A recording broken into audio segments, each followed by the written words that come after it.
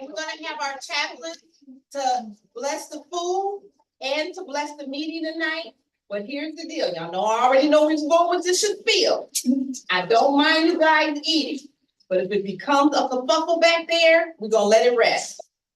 Okay, if there's too much chitter chatting where we can't hear our speakers or myself or anyone else, then we're just gonna shut it down until after the meeting, okay? But right now, I wanna bless everything before we start even doing anything.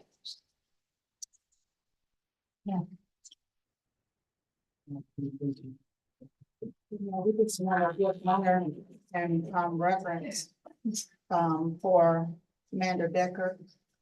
And let him know that we are still in prayer for him, for the loss of his father. We all need prayer. And so everyone to bless his name, Sergeant Spews, amen. And community leader Tim, and also Captain Griffin in his absence. And each and everybody that's in this room, especially the entire 11th precinct, it is evidence that we care because we have so many out. When you go putting out chairs, it's a whole new level. Shall we pray? Father God, we just want to say thank you. We want to say thank you for life, health, and strength, for just simply waking us up even when we didn't deserve it. We thank you, oh Lord. We ask that you continue to bless this community and bind us together as one unit on one accord.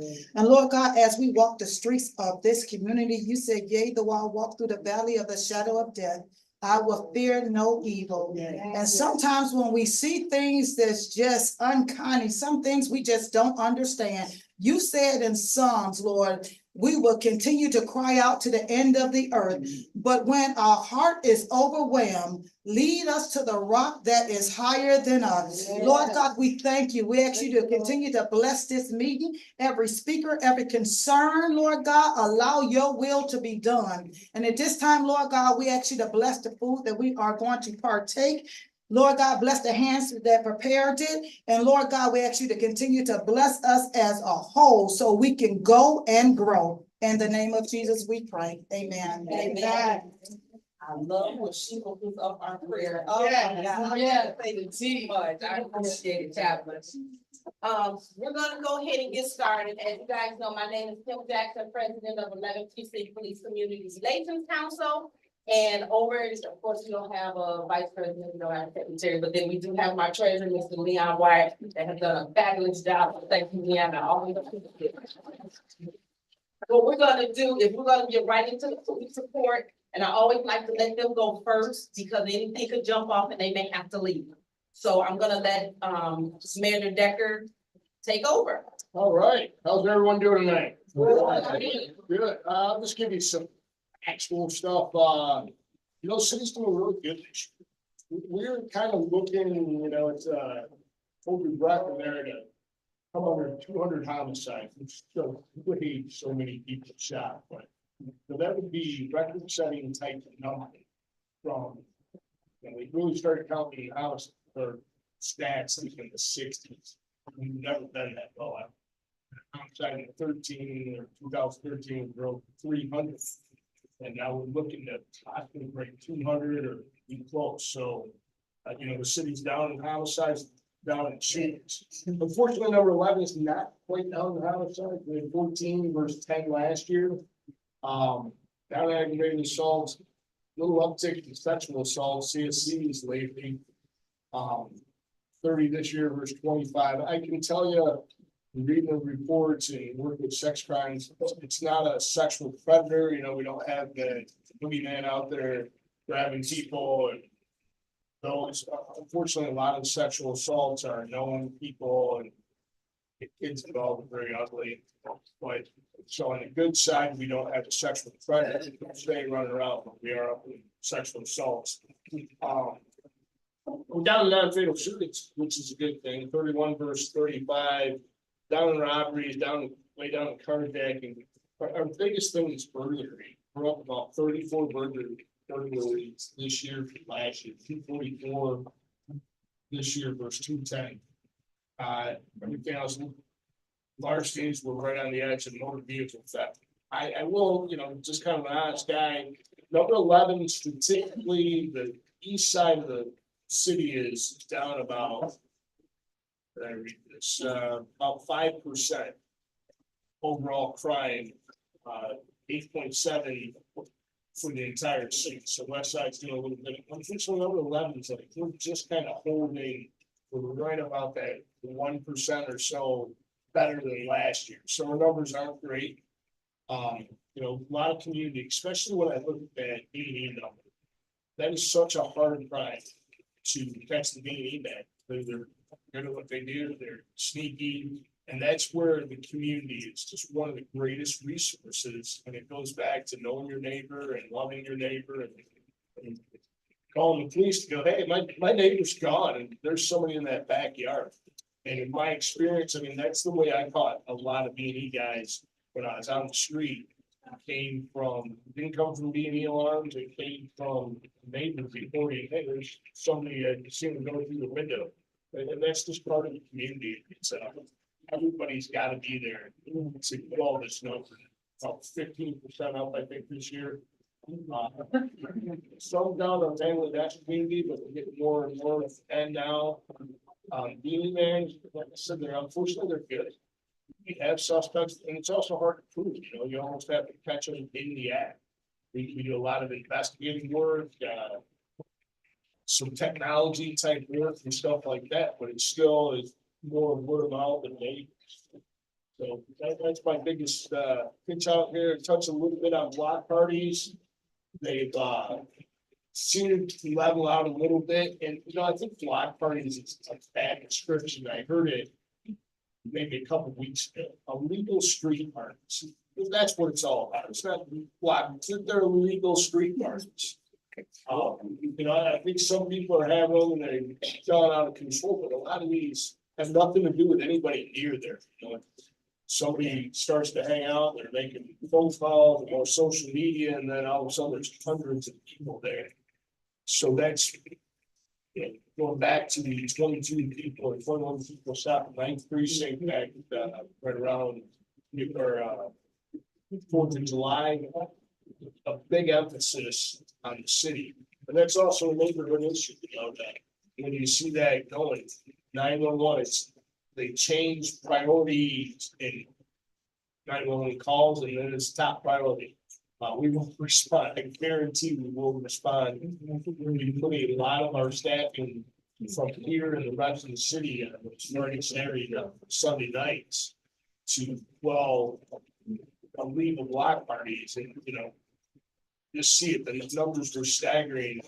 Even before that, 21 people shot up one incident. You know, it's 4 people shot here, 5 people shot here.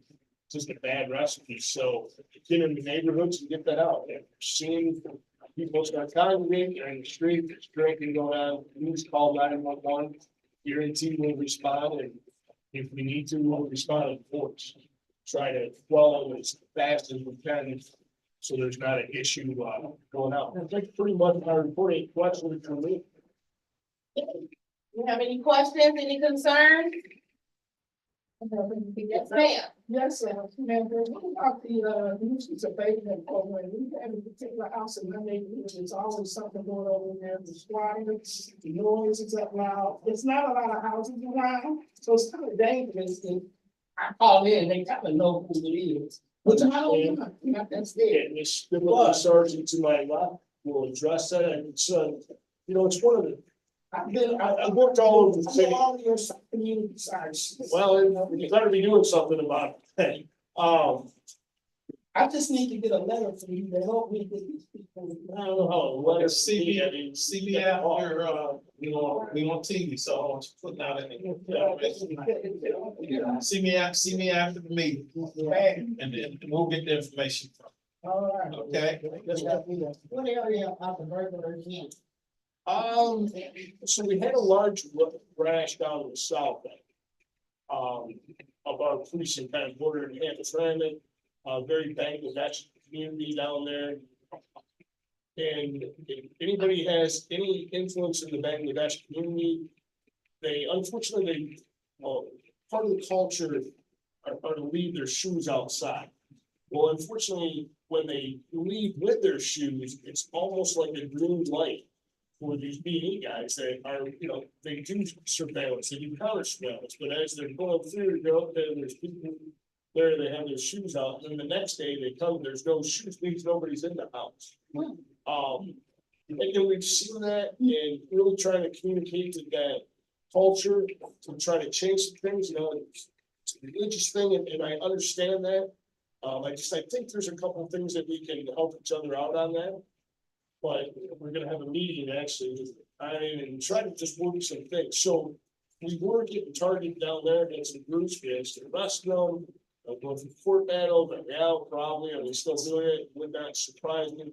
But we've been getting hit up in the north end, kind of the northwest of the precinct, a little sporadic here and there, but we didn't see that for a while, and then now we're kind of seeing on hit up north end, and so currently over like 9192 area, like Ryan to the west, but north of 7 Mile, different areas up in there.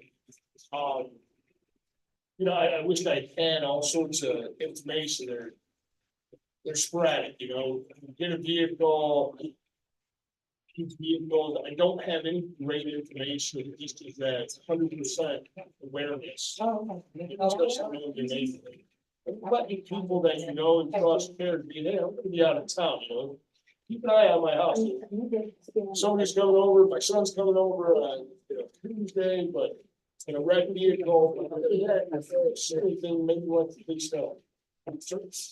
Oh, no, Madam President, last time I was here, they were asking about the, nuisance abatement program, and I still have.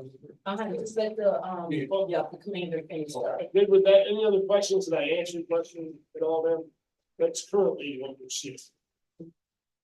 Any other questions for the commander? Going once? Going twice? All right, okay.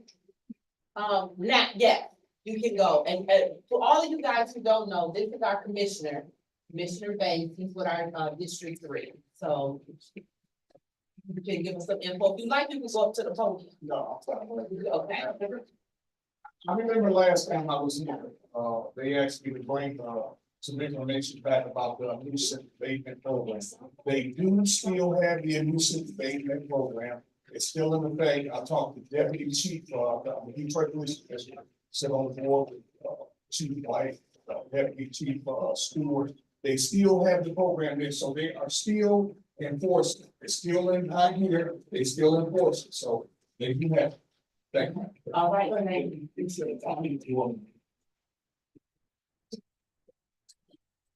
Okay, any other questions before we move on? Yes, Did you want to give us some information about how to contact the nuisance abatement? Is there a phone number? It's Stu Wayne, I believe it's Stu Wayne, huh?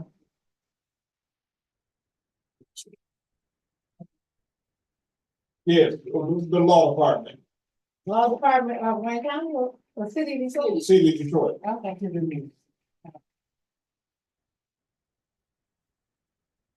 All okay, right, thank you. okay, before we get into our guest speakers, I have a couple of announcements to make. First one, you guys were asking about shredding. I am still working on getting shredding, a shred truck here. The question is, I'm gonna try to see if I can find a sponsor, because at $325 an hour, I'm not forking that over. I will help you all, I'm already there. My husband already cut me off at the news already, so I'm trying to see if either we can get someone in or get a sponsor that will help, take over this shred. So as soon as I get that information, I'm gonna let you guys know, and then I'll pass that information on. We also have next Wednesday, which is 8/21. We are going to do our walk a mile with the chief. I will send that information out as far as like where we're gonna meet. It's only of course a mile, and then I'll kind of let you guys know, how, what areas that we're gonna walk in. So once I get that, I will send out a blast email, and you guys can get that as well, okay?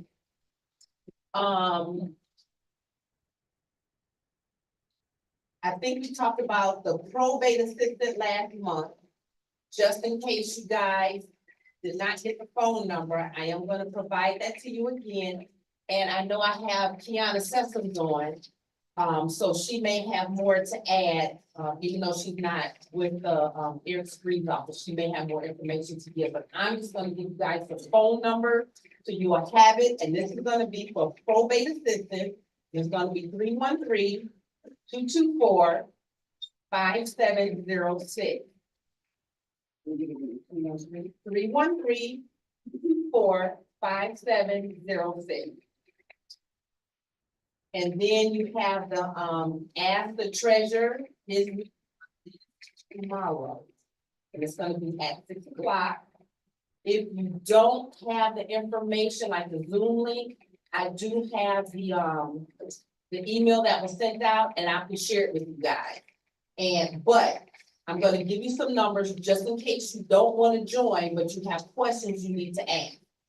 Their office number is 313-224-5990. And I'll make sure you guys get that information, just so you'll have it. You might, know somebody else that needs it. You might need to share that information. So I'll make sure that you guys get it. It probably won't be tonight, but it'll be first thing in the morning, so check your emails, okay? And that is all I have for the time being. What I'm gonna do is start, because I kind of have like quite a few guest speakers. So right now, I'm gonna start with the VFW on Mile. And the first person, and she will introduce her crew that's here, but her name is Ming. And she part of the auxiliary. Listen here. And she's gonna give and talk about the VFW or up there on Mount and what they do, and they're open to the community. So we're gonna get some information from the people that I've attended this evening. Actually, I'm gonna bring up my commander, but my commander is gonna speak first, Okay, and then, yes, I am Ming Hoya Blizzard, they call me Ming. I'm the president of the auxiliary at the James Europe Post, which is located just around the corner. We are a group of veterans and non-veterans that help the community. So I'm gonna bring my commander up, which is Frank Maxwell, and he's gonna do a opening introduction to the post, because they are the actual military portion of what we do. I'll stay here. My name is Frank Maxwell. I am the commander of VFW 2233 on real slight introduction here. We are the Veterans of Foreign Wars, Post 2233, and the auxiliary of the VFW. We're located in the neighborhood just around the corner at 18655 Bound Road. We are a major part of the nation's oldest service organization and auxiliary. Our mission is to promote camaraderie among the veterans of overseas conflicts. Our purpose is also to continue serving the country by providing all the baseline sources for all our veterans, and to advocate for their families, their community as we need it. We also pride ourselves a safe place to communicate with the community, service comrades, and that we may be suffering with various ailments. Our veterans is to secure the veterans are respected for their service and communications. Many of our programs are designed to see to them receiving and earned commitments and to reside with members for the service that they have loved ones. So we would like to extend our resources even more. We are always calling out for those qualified to join us in the auxiliary. And though you, the community, first and want to know that the comrades are aware. There are 3 areas of our grounds and the rentals. We have a large fenced-in lot, perfect for outdoor events. 2, our canteen is a small activity room and the wet beverage area. And 3, our hall has a kitchen. It's a large area. We also have extended grounds. we do wedding receptions, lavish lunches, beautiful family showers, memorial doors, and cabarets. Also respecting the passes. That is some of the things we're doing at the VFW. Are there any questions about what we serve and do?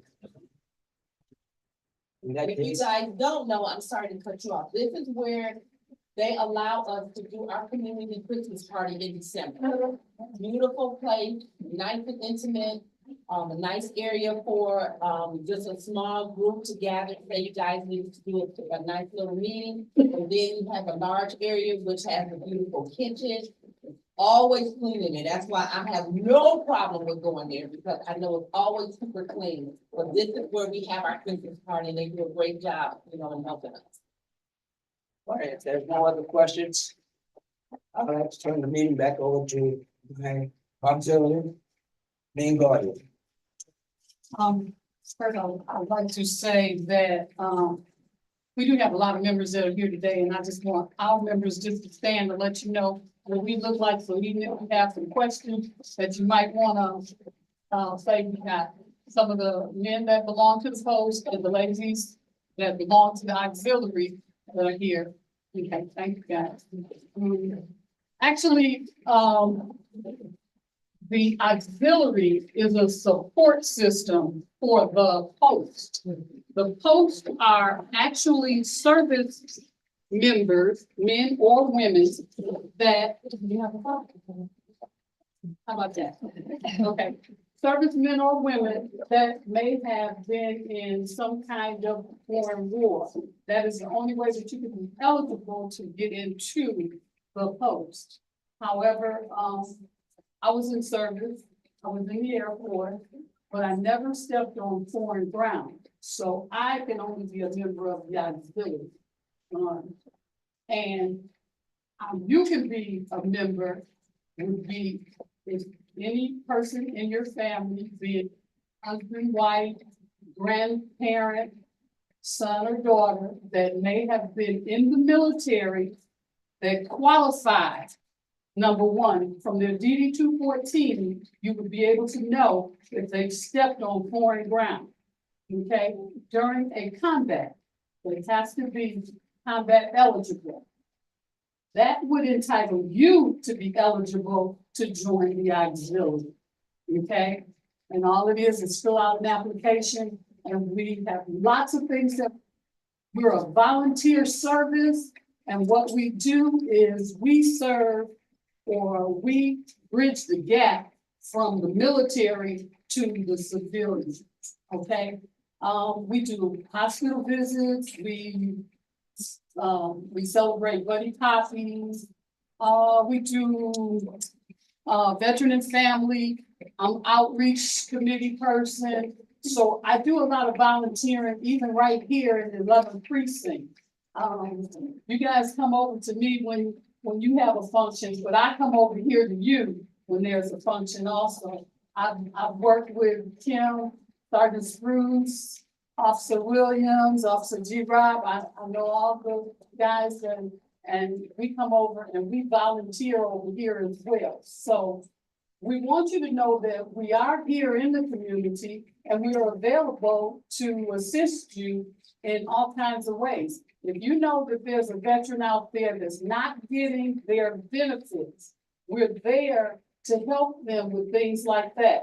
Okay, so all you do is you just give us a call and we'll see where we can help you. Those are some of the things that we can do, and as you can see, who can join with us. Because we're a volunteer service, we ask if you could sign our sign-in sheet because we get credit for being here. And it's up to you if you'd like to put your email address on or your phone number on. We'd like to continue to communicate with you because we do things in the community as well that we'd like to invite you to our place. Okay, so now if you have any questions for me, yes. Yeah, that would be, yeah, so that would be anything like the Desert Storm or any of those combat zones, Vietnam, Korean War, you can go back to World War II. But what you look for on the DD 214, which is their discharge paperwork, it will tell you right on there, they have to have a certain medal for being in the war. That's what will make them eligible to be a part of the Veterans of Foreign War. Okay, his rank doesn't make any difference. It's where he stepped foot. Okay, that would make a difference. He could be a colonel, he could be anything. As far as his rank goes, DD 214. And that's his discharge papers. Correct. Yes, please, sir. I'm sorry. What was you saying?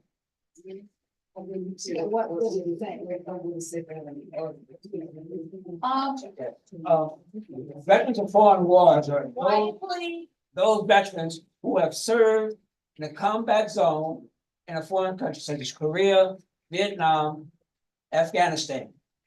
That tells you that they are a veteran of foreign war, but they've been shot at. And we lost some very veterans. But that's what it's all about. You just talk about our town hall meeting coming up October 9th. Yes, yes. We also plan to have a town hall meeting where we have some others that are gonna come out and introduce you to some things like CPR or, well, I think what's on our agenda right now, not on top of my head. But that will also enable us to give the information to you that our town hall is going to be on October the 9th, which is a Wednesday at 5 o'clock. Okay, yes, ma'am. When you talk about family members, can it be a sister or a brother, or does it have to be like another family? It depends on if that a sister of the military.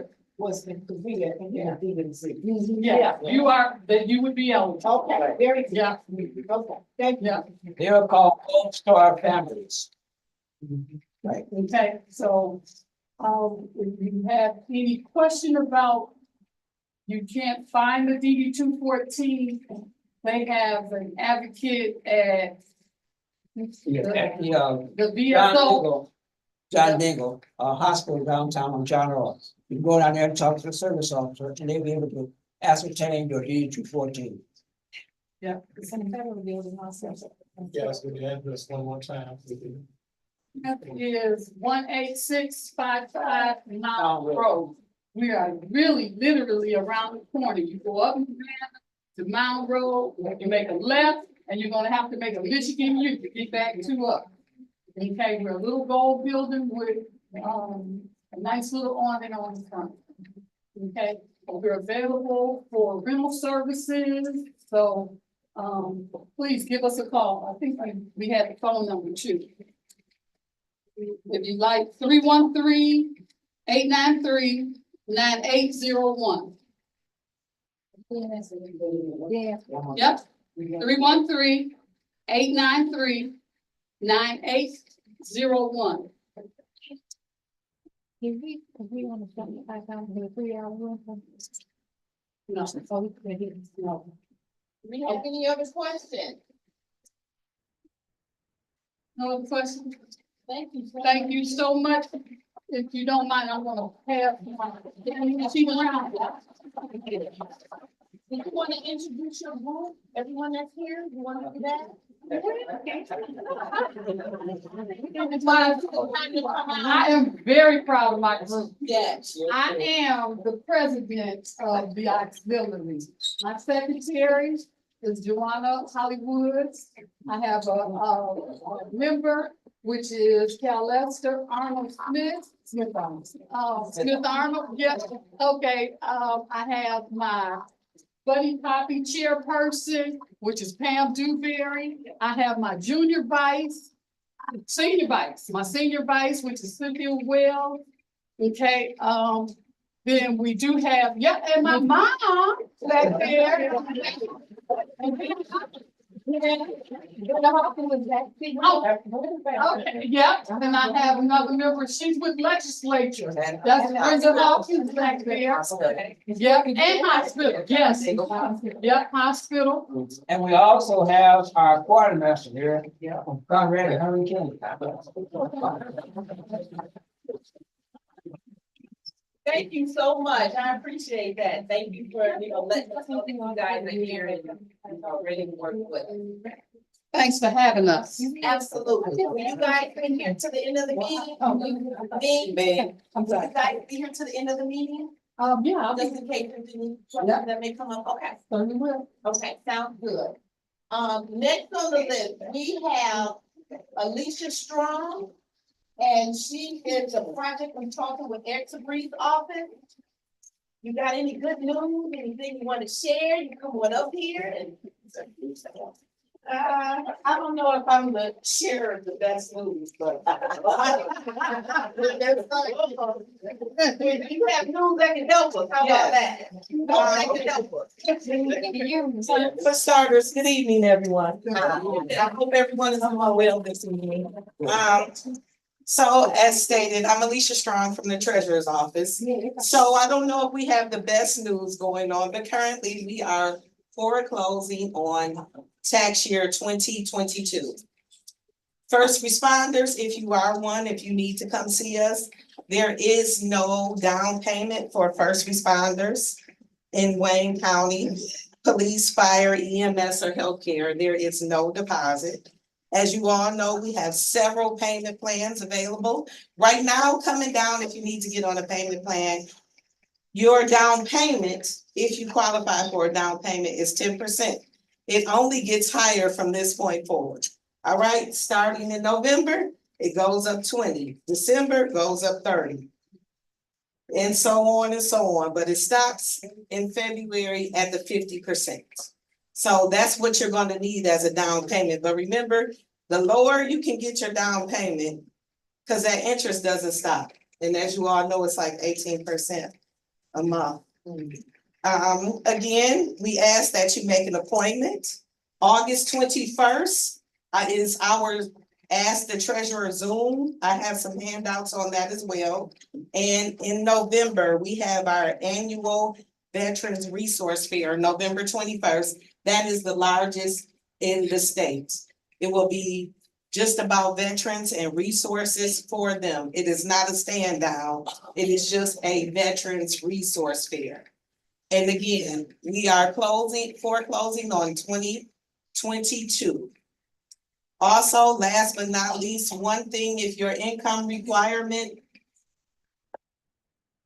I just got a brain fart. If your income requirement fits the bill, the HOPE. It's not the MyHab, it's just the HOPE now. You can go online and they will pay your 2023 taxes. And that application is online. That is not with the Treasurer's Office. That is with the city and the assessor's office. But it's there for the taking, and you have until November. November seems so far away, but that's my birthday month, so it's tomorrow to me, right? So don't wait. And I'll be around if anybody has questions, if anyone has any questions, sure. But you said 11/21, you're gonna have a veteran resource, but where's it gonna be? It's gonna be at Crystal Gardens in Southgate. I'm leaving information around for anybody that needs it. And that is, we will have a full service lunch. And you will have a lot of your different dignitaries from the city there. And it's a nice outing for They need veterans. to RSVP, they need to RSVP and how? No, Just show no, up. just show up. Okay, and what time? That is gonna be from 10 to 2 in Crystal Gardens, which is in Southgate. November 21st from 10 a.m. to 2 p.m. Now, the ask with the treasurer is August 21st. Yes, So you have flyers. yes. Okay, so then since there's flyer, then I won't send anything out to your email. You guys can get up here. If there's not enough copies, we'll make sure you get the information so that you'll have it, okay? Anything else? Yeah, I'm gonna leave a lot of them with Ms. Kim. So thank you for having me. Everyone be safe and See you at the next meeting.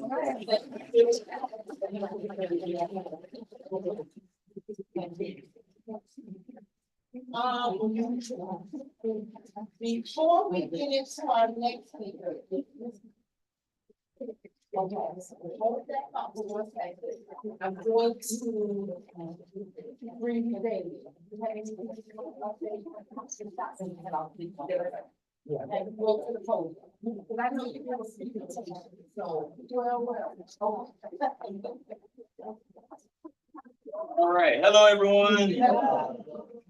It's always great to be here at the 11th Precinct. I'm Damian Mitchell, your business and community liaison for Councilman Scott Benson's office. And I would like to say if we could give a round of applause for our great 11th Precinct. All right. They continue to combat a lot of the serious issues we have, and I think they're doing a really great job under the circumstances. So today we have, I think somebody said they passed out this flyer. All right, so we have in our annual movie day. Last year we had expected about 300 people and we got almost 600. So right now we paid for 500 seats. And if we get more, we'll pay for it and fill it in. But we're going to show the movie The Forge, and it's part of a continuation from a movie called The War Room. So I haven't seen it, but I heard it's really nice. But it's not. What's going on? And then you're gonna say, what he said? I tell you, I don't know. So it's nice that we provide you with a movie, but we do got serious issues still that's in our community. So we have a lot of resources that's available at the movie day. So you can enjoy your movie, but if you got some issues, you should share them with us at the same time. Also, we updated our resource guide. So it has all the department numbers. So we go through it every year to make sure that the numbers work and that somebody actually answers. So we know sometimes it's still difficult getting through to people, but these are the updated numbers. So we have this available for you also. And let you know, we have a district office at 6 Mile and Gratiot in the Matrix Center. So everybody is more than welcome to come in. If you have a particular issue and you want to talk to somebody, it's me and Terry Catches in the district office Monday through Friday. So when you have issues that you want to talk about, you don't want to talk over the phone, you can come and sit with us. We have a nice water for you. And,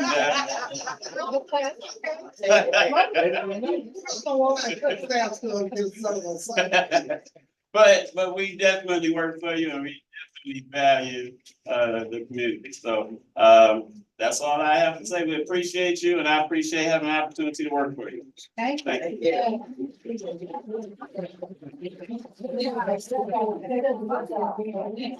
I'm gonna have people pass that stuff. You got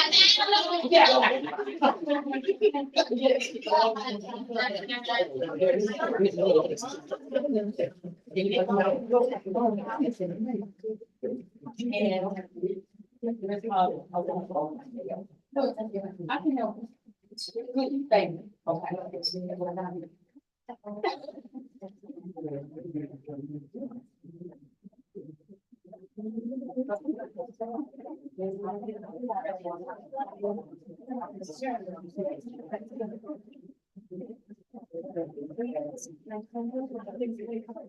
Okay.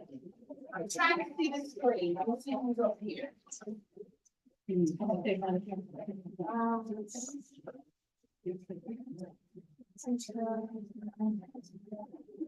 Oh, Kiana, how are you? Do you have anything for us this evening? Thank you for attending. Thank you. Good evening, everyone.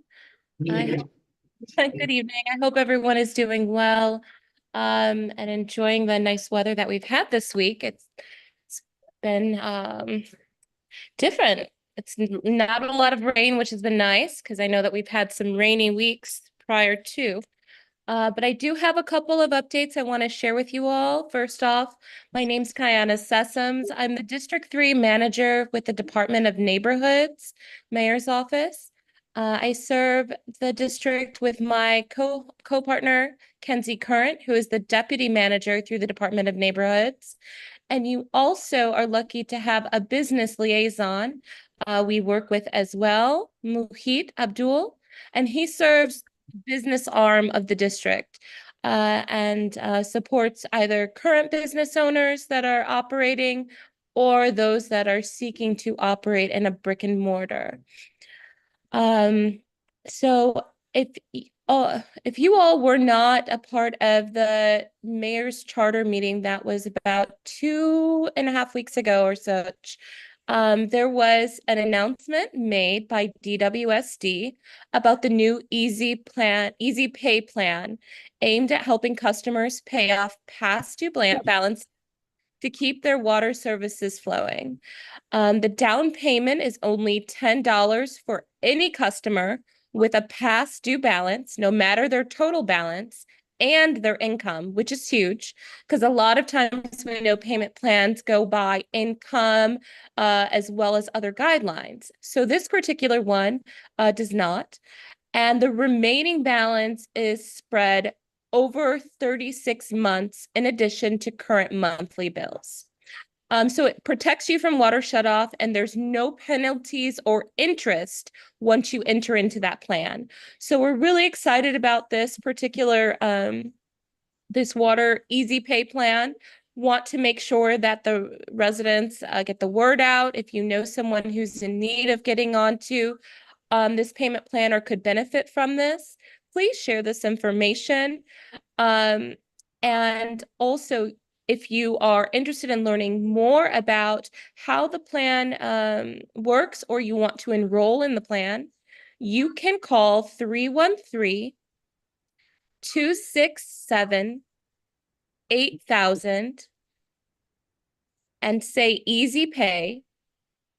Or you can also go online to DWSD customer self-service portal at csportal.detroitmi.gov. I'll put that information in the chat as well, so you have that. But I'll say it again. It's csportal.detroitmi.gov to register or enroll into that new DWSD Easy Pay plan. Okay. So definitely want to make sure that you have that information. I also want to make sure that everyone knows, I know that it was mentioned by Ms. Strong about the Hope property tax exemption, but those 224 eHope applications are still available for you to submit. That is a property tax assistance program. Also was formerly known as HPTAP, but now it's the Home Property Exemption program. There are income guidelines for this program. However, you can go online to see what those income guidelines are. There are different tiers to the program. And so I do want to encourage for those of you that feel that you would maybe fit the guidelines to apply. The deadline for applying is November 1st, 2024. The 2024 applications are required to be filed by November 1st, 2024 at 4:30. That usually the dates are in December, so this date is a little bit sooner than that of previous years. So I wanted to make sure to bring attention to that. And this is something that you would have to reapply for every year. And so it's not just once you get approved, you're approved for the upcoming years. So if you're needing an application, please feel free. You can call to get one mailed to your home. You can call 313-224-3035. Again, 313-224-3035. Lastly, I want to talk about something that we're very excited about. The Detroit Home Accessibility Program which is to provide crucial modifications for Detroiters living with disabilities. So for those low-income seniors with disabilities and homeowners with disabilities, prioritize for home accessibility upgrades, including ramps, wider doorways, to accommodate mobility equipment. And so the application process is now opened through our CHN Housing Partners and Detroit Housing Network. I can provide you the contact information for being able to inquire more or to apply. You can contact the Detroit Housing Resource Hotline at 866-313-2520.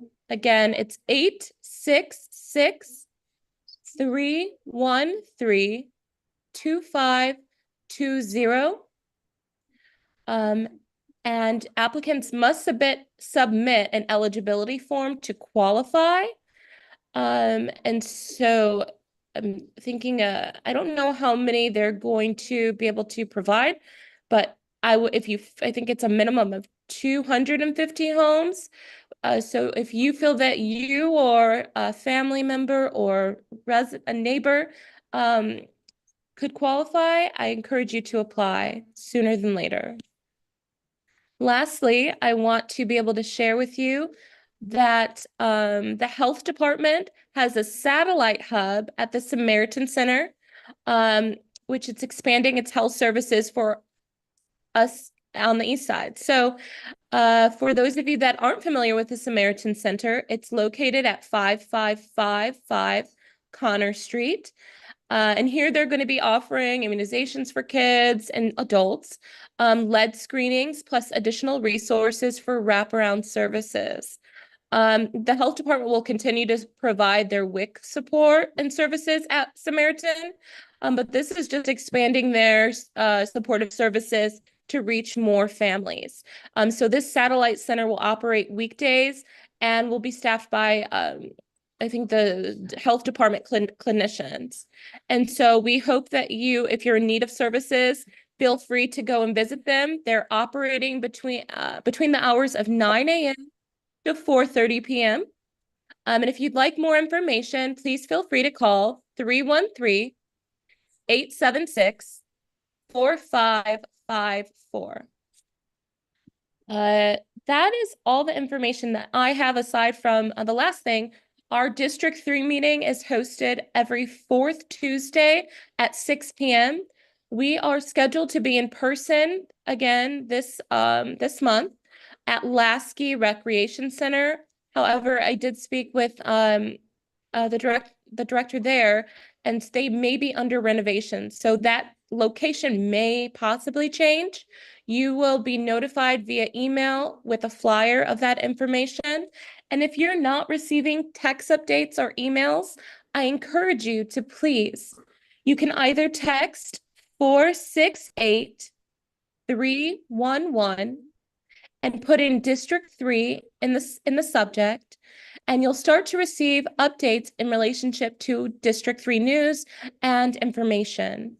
Another way that you can sign up to receive information from the city of Detroit is you can go online to detroitmi.gov. Again, detroitmi.gov, and you scroll all the way down to the end of the page, and you can go to subscribe to newsletters, enter your email address, and you can click on all of the departments that you would like to receive updates to and from, and they'll be able to register you to receive timely information as it comes out regarding what it is that you're interested into receiving. So again, if you all have any concerns in relationship to environmental, which is our BSEED environmental engineering department. And also we have a District 3 inspector by the name of Mike Awada that we work closely with, who is just our general district inspector, not environmental, that we report blight concerns. So you can utilize our office for those following things as well. And we're happy to serve you. My number is 313-348-8464. Again, 313-348-8464. And we also, while the weather is still warm, if you're interested in scheduling a walk and talk on your block with our department, and we also with the great officers, our MPOs at 11th Precinct, to provide some information to your neighbors about maybe there's some concerns about Corville containers or concerns about just folks not necessarily abiding some of the ordinances. We're happy to come to your block, pass out some information, and help to educate folks. So you can schedule something like that by calling us. Again, 313-348-8464. Does anyone have any questions for me or concerns? I can take them now. I'm really close to the thing.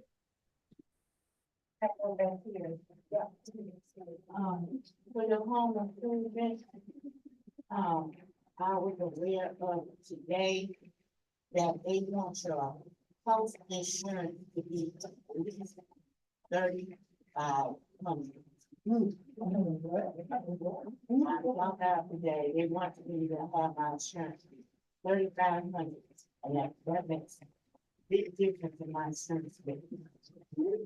I don't know that's okay. They want your house ownership, your insurance in the house, at least that much. I'm having a hard time to hear. So what, Tiana's having a hard problem hearing you. Are you able to speak louder or can someone help her? They want your insurance on your home, so they want $3,500 or more. For what? For your home owner's insurance. So your house should be insured for more than $3,500. Yes.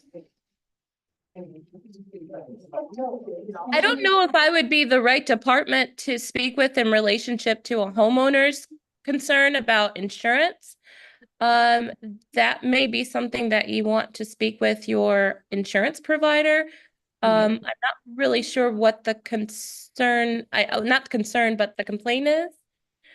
But if you want, Hold on 1 second, Tiana. So you're saying you had them to come out and they were gonna do some work for you. But in the meantime, you have to show them your insurance, that you have homeowners insurance. And if it's not enough, they won't do it. Okay, did you get that part, Kiana? So I guess if they come out to do the work and they turn around and you show them how much insurance you have on your home, and if it's not at least 3,500, she said they will not do the work. Is the 35,000? 3,500 and 3,500. So is it 35 or 35,000? What's the overall insurance?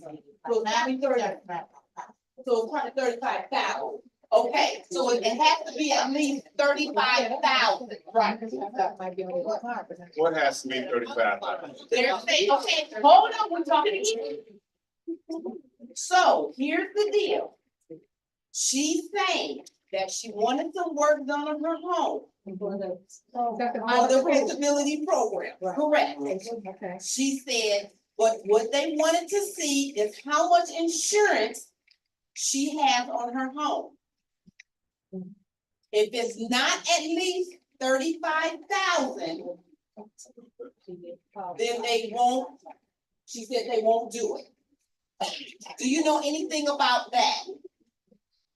so who would not do, is this a city program that you're speaking of? She said, yes, it is. Okay, so the Renew Grant Program, I'm assuming. Yes. Okay, so if you want to give me a call, we can connect with that department. I'm not familiar with how they do their bids with their contractors, but I'm happy to connect you to find out more information, okay? Okay, thank you. That's kind of odd, so that would be a good thing.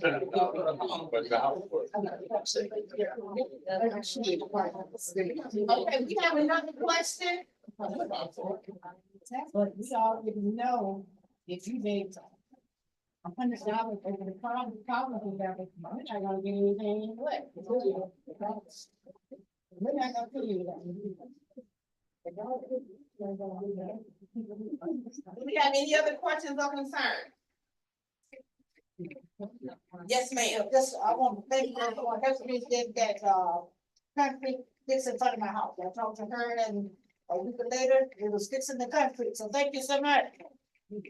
All right. You're welcome. Okay, yes, ma'am. I would like to thank Ms. County Assessment for getting that, cut my alley. It was like a forest back there. Is that Miss Ruby Riley? I need to be recording this to play every morning when I wake up. Oh, you're most welcome. It's a pleasure to show. Oh my goodness, you're so welcome. I'm glad they got to it. Okay, we have another question. I've been trying for 3 to 4 years to get this sidewalk repaired. And no one, they sent someone out once to do a survey, and I never heard anything else back from them.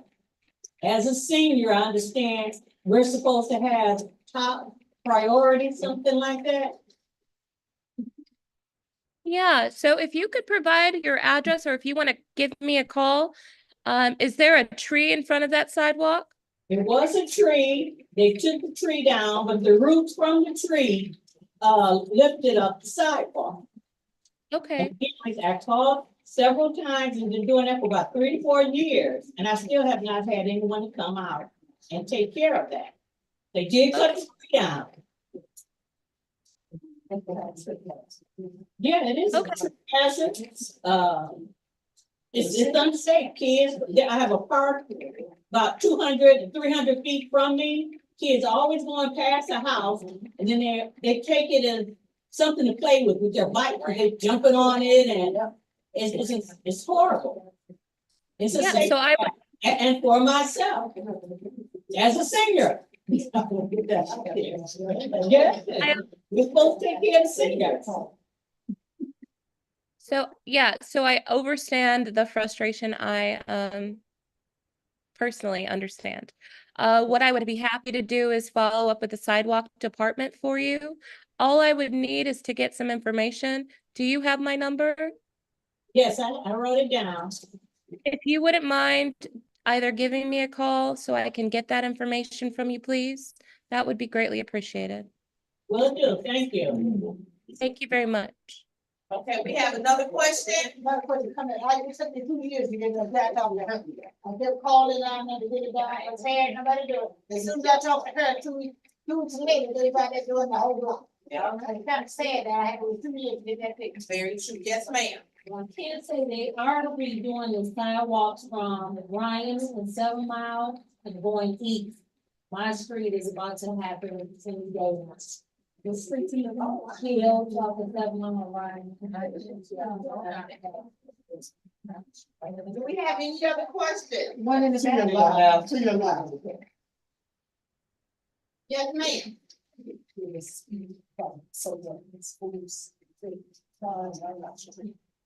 the speed hump application online? Yeah, I believe so. Thank you for bringing that up. I believe that the speed hump application as well as the alley cleanup applications have been removed. However, if you have a request for a speed cushion, if you want to give me a call, I can submit it to that department. There was just such an overabundance of requests for those 2 programs that they had to remove them so that they could honor those requests. Okay, thank you. That can answer. Do we have any other questions? And you guys all have a, yes, ma'am.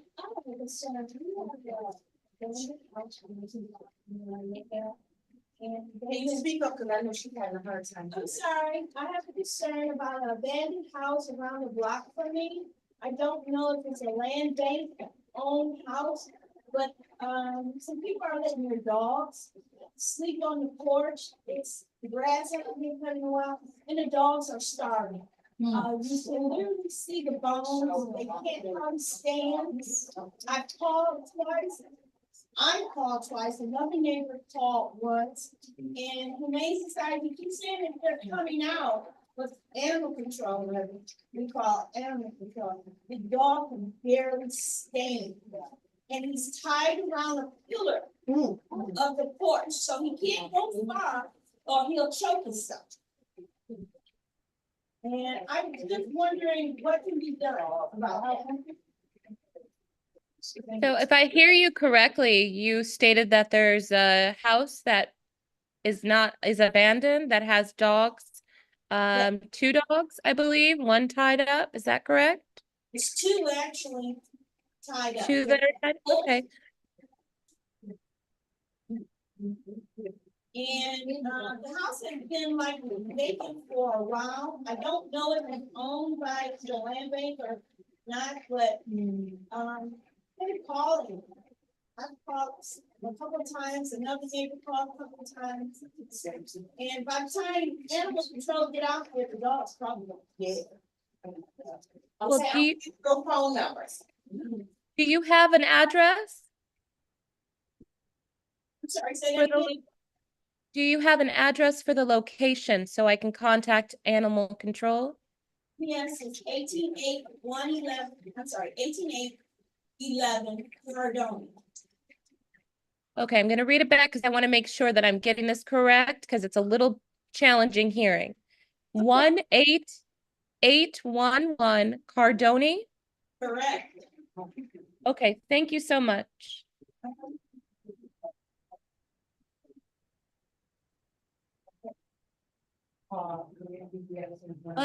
Someone? 313. Is there anything else? 596. 1118. Can't hear anything. Okay, do we have any other questions? Okay, I have a question about that. The house supposed to be downtown register. How do we go? Cause I know a couple houses not registered, I think, but so what do I do in order to get these people to register house? I saw on television that they had these houses have to be rent house have to be registered downtown Detroit. A home for rent. Right. Rental, okay. Rent the house, so how do I go by to get these houses, they're registered? They have homes that need their rental homes that need to be registered. How So do all they the- register those homes? So all licenses for rentals go through Building Safety Environmental Engineering Department. So you would go to the Coleman A. Young building downtown on Jefferson. And you would want to go to B Seed's floor. I believe that's the 4th floor. And then you would be able to register the property for rental. I don't think that's exactly. How do they ensure that the owners that are actually Landlord. landlords So the landlord. know what they're supposed to? The landlord. They can request for it. So every time that you, I think you have to apply either yearly or every 2 years. There should be a certificate of rental. How Sorry, can you how do you find report out? it? That How do you question report is, how can you find out if the house has rental or is insured? I mean, it's registered. It's registered. How can you find out if a house is registered and it's rental property? Yeah, so I would say there's 2 ways. You can either contact B Seed to request if the property, especially if you're a tenant, if it is registered with the city. But you can also request from the landlord property owner for a certificate of registration from them. But you was still folks that say the apartment. So they're looking to see. However, There Miss is Wesley a might have, so list. Miss Wesley's raising her hand. She may have something to chime in and say. I'm buzzing, that's all. Ombudsman's office. Okay, there you go. What number? Is there a phone number to call the ombudsman office? Hold on. She's gonna speak now. Right, hold on. So, hi, everyone. This is Linda Wesley from the City of Detroit Office of the Ombudsman. Wanted to let you know, you can check, there's a way for you to check on site. If you go to the city's website, detroitmi.gov, on the home page, you type in that address. You type in that address, and then you go look to the left, click on the little icon that looks like the little capital. It will show, it tells you whether or not that property is, if it's registered or not. If it is not, if it says that it is not registered, you can contact Building Safety Engineering and Environmental Department to give them the address and just tell them that you did check on the city's website and it's not showing registered. Ask them to check into it. They'll check. If it is not registered, they will take it from there. Miss Wesley, thank you. You said to go to detroitmi.gov and you put So- the address. So if you go to, you type in detroitmi.gov, okay? If you scroll down, there's a place where it says property address. If you type in the property address, So this is okay, new. type in that property address, and when you hit enter, it shows, actually, you don't even have to click on the little one that looks like the capital. It's right there for you. It says about this property. It tells you the assessor's data, the neighborhood, the trash and recycling. It also tells you the rental enforcement status. So you can look This is amazing. you can look on right there and see whether or not that property is if that rental is actually registered or not. And if it's not, you don't see where it's registered, call BC and let them know, hey, you know, I found this, I got this property, I'm in a property that is not registered. But I want if I may just say this, when in doing so, I think it's important for you all to be very careful when you do things like that. The landlords, because when you do that, that landlord could possibly ask you to move. They could, there's a number of things. So I just want you to be very mindful of that. Before you move into a property, it would be good to check beforehand. But if you are already in a property, that's a sticky situation, because now you're asking for the city to come out, and if it does not meet the requirements, then there's going to be problems. You're causing more financial problems for that landlord. So I just want you to be very mindful about doing that. And for your neighbor that you're telling on. Right. Okay, do we have any other questions? Yes, ma'am. How do you get rid of abandoned houses on your block?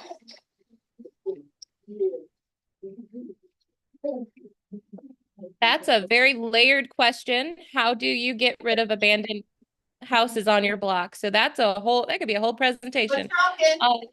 So the basic piece is finding out ownership is the first step. You want to find out ownership of that particular parcel. Obviously you want to identify the address. You can provide it to our office, the Department of Neighborhoods. We can look up ownership to better understand if it's a privately owned home, if it's a Detroit Land Bank owned home, or if it's a home that's within a pipeline of demolition. So identifying ownership helps immensely to understand what is the history of that parcel.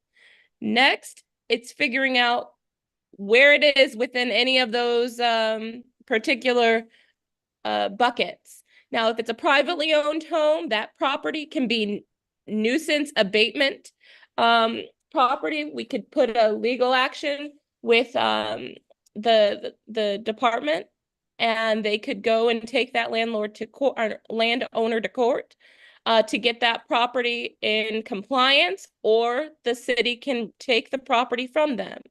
If that is a demolition property, then it has to go through a process for proper demolition. If it's an emergency demolition, then it has, a shorter timeline for removal. If it is a Detroit Land Bank owned property that's within a sales pipeline, which means that it's going to be up for auction in one of the Detroit Land Bank's pipelines, which is Own It Now or auction, then we can get a better understanding of when that timeline is. Or sometimes people purchase these homes and they don't fall into compliance. So they purchased an auction home and they don't fall into the compliance timeline. So getting an understanding if that parcel is in compliance department and alerting them that they need to follow up with that property owner. Any of these we can report to BC Environmental for them to inspect as well. If that parcel is privately owned or it's in the compliance department with the Detroit Land Bank, BC can also issue a ticket. So there's layered strategies when it comes to addressing the blighted or removal of homes for demolition or, properties that need to be cleaned up.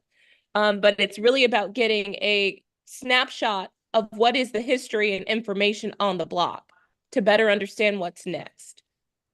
Does that make sense? Yes, you answered a question. Thank you. You're Do we have welcome. any other question? One, right? Okay, I thank you. Thank you for joining. I know you don't feel well, so thank I you. appreciate you guys. Thank you so much. And I miss y'all. Hope to see you soon. Thank you. Thank you.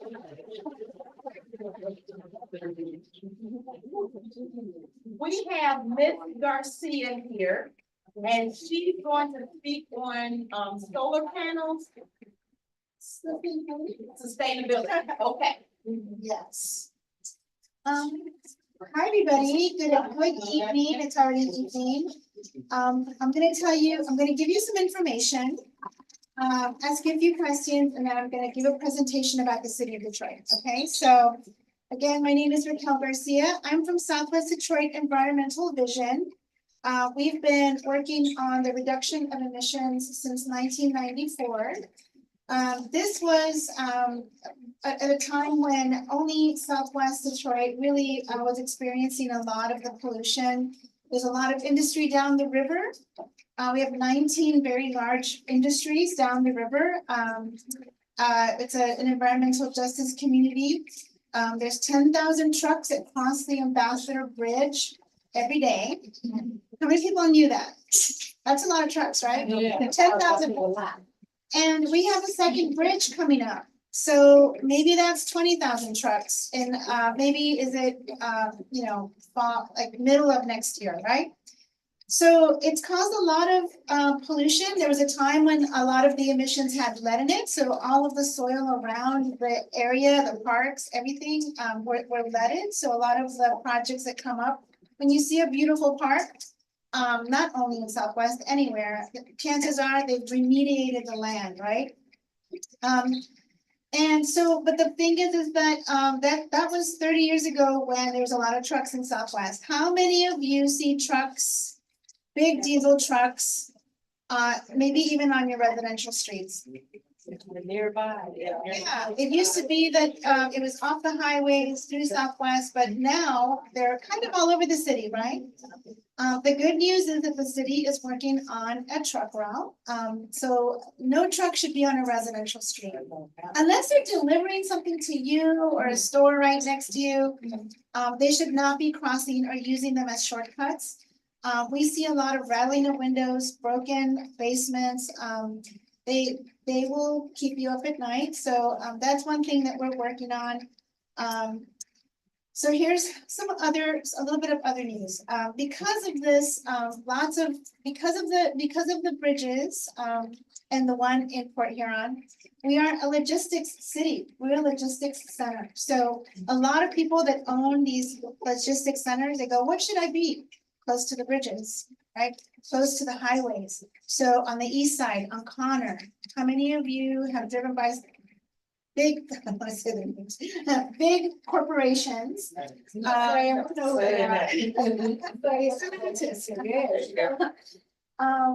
So, so we're thinking a lot about this, working across the city with lots and lots of partners. For example, BCN, we've got folks in Southwest, folks in 48217. We're working with Hope Village. So just really, really partnering across the city because this is a citywide solution. It's a citywide problem. It's going to be a citywide solution. How many of you know that in 2023, we were #1 worst city to live in if you had a breathing ailment? According to the Asthma and Allergy Foundation, we were #1. So sometimes I say, Detroit's #1. People go, yeah. And they go, worst city to live in if you are a person with any kind of breathing ailment. So that was 2023, or maybe, I'm sorry, it was 2022. And in 2023, we were not in the top 5. So there's a lot of issues that we've been thinking about with partners. We've had, I don't know if it hit the news, but there was a young man, 11 years old, who passed away in 48217. It was just too bad, and he didn't make it to the hospital. So we have a lot of young people born with asthma. That's not normal. So there's a lot of issues related to the movement of goods, industry, the production of things. And so we've been thinking about this for a long time. And in the last couple of years, the city of Detroit has stepped up their game, which is really, really amazing. We're really excited about this and happy to talk about it. So I'm going to give you an overview, and it's got a lot of information. So one of the things I could do is send all the links via email to you, and I'm going to show you. We had a presentation, but I didn't email it before my phone died, so I apologize. But I will send attachments, and I can come back as many times as you want, and at the end I'll give you my phone number. So you can always text me or call me, or have a question. So the city of Detroit has the Detroit Climate Strategy. It's really important because of this, because we need to think about reducing our dependence on fossil fuels. And that's really like, if you can imagine, right, like how do we get off of gas? Right, that means that all of us in the next couple of years, in the next 10 years, if you're going to get a new car or a used car, that we're going to slowly they're not going to be available, that we're going to have to start buying new and used EV cars. So how do you charge them? How do you use them? And I hate to say that somebody just told me some information, and I'll tell you at the end, but it's really good, but I didn't know it. So I'm ashamed to say that I work in the environment and that because it's not on my radar yet to buy one of these cars. I'm not thinking about it, but I'll tell you in a second. So the climate strategy, I'm going to give you some information. This is on the website, and I can email this to you. It was developed with 14 members of a climate equity advisory committee with 34 city departments, because when you change something, you're talking to BC, you're talking to planning, you're talking to the fundraisers, you're talking to lots of different people across the city. That's why getting the sidewalk is hard. They're aligning a lot of different departments. So 34 city departments, 6 focus groups, and 3 town hall meetings with some project partners. And this began in 2019. And in the fall of 2023, the Detroit Climate Strategy was released to the public. So how many of you know about the Detroit Climate Strategy? Okay, so, there's a lot of things going on in the city. And if you're not watching the email back and forth, there's a lot of meetings. For example, how many of you go to all the city meetings? I try to go to all of them. Right. So the block club meetings, you've got the SEMCOG planning meetings for the region, which plans the highways with all the cities. You've got the planning department is having, they're redoing the city plan right now. So if you're not seeing the email for the planning department, I will make sure I'll get it to folks I know, because they've got to come talk to you. We can't always go to some center or if it's the same time as another meeting. So we need to really work on aligning all of these meetings. Something that's really important, and I'm gonna intro myself to tell you about it. They are redoing the zoning plan right now. How many of you know about the zoning plan? Like 7 or 8 of you. Okay, so I live in an M4 zone in Southwest Detroit. What is M4? M4. It's a like mixed industrial, heavy industrial. And I think we actually just got it to M3. So if you are in an M4 zone, that means if you have 2 empty lots across from you, somebody can buy it, put a fence around it, and you might have trucks in front of your house tomorrow. Did you know that? No, we need a zoning meeting here. Because we can do all the slides and I can send you the link to that. You need to know where you live. You need to know what's across the street from you. You need to know right now if you should be asking for your zone to be downgraded to like an M1, or something like that. So if you look at the M4 zoning, it says like artillery. It says like truck stop. It says, it's got like when you read it, you can't even believe what you read. So it's really important that I can send you the link to the zoning and that you click on it and you find where you live, and then there's a manual that tells you all of the zones. So if I'm in an M1, what does M1 look like? What does it mean? And you need to also know what is the land around you. If it's vacant, that means anybody can buy it and put trucks in there. Unfortunately, that's what happens to us in Southwest. So I think it's really important to have them to come here. Because look at the size, sometimes they get 15 people.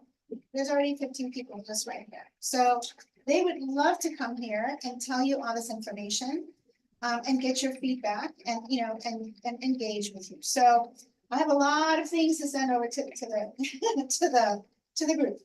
So, so coupled with the climate strategy is all of this sort of like resident engagement. What do you want? What do you not want? Where are we going to put EV chargers, right?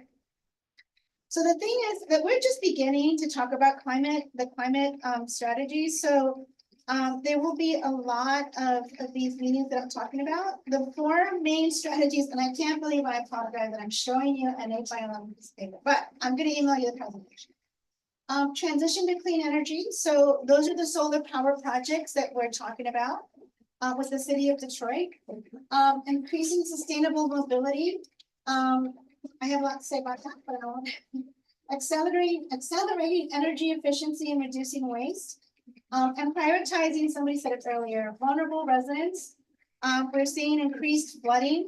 The more concrete you put down, or the hotter the city gets, or when they develop something, if they don't have enough bioswales that can collect the water, you'll see it coming like a slide down the street towards you, right? Protecting from extreme heat. How many of you are gardeners? Lots of people.